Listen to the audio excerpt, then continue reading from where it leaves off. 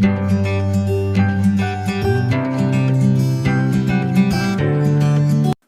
हम बनाने वाले बाजार जैसी स्वादिष्ट लेमन आइस टी घर पे काफ़ी आसान तरीके से।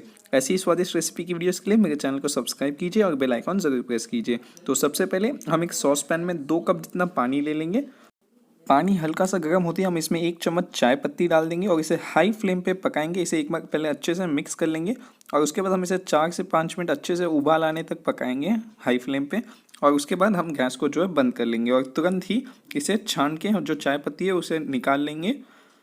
और फिर हम इसमें 2 से 3 चम्मच नींबू का रस डाल के इसे अच्छे से 2 मिनट के लिए अच्छे से मिक्स कीजिएगा। इसका कलर जो है थोड़ा लाइट हो जाएगा। फिर स्वाद अनुसार चीनी डाल के इसे अच्छे से मिक्स कीजिएगा जब तक चीनी मेल्ट नहीं हो जाती। फिर आप इसे ठंडा होने दीजिएगा। बेटर रिजल्ट के लिए इसे 4 घंटे फ्रिज में रखिएगा।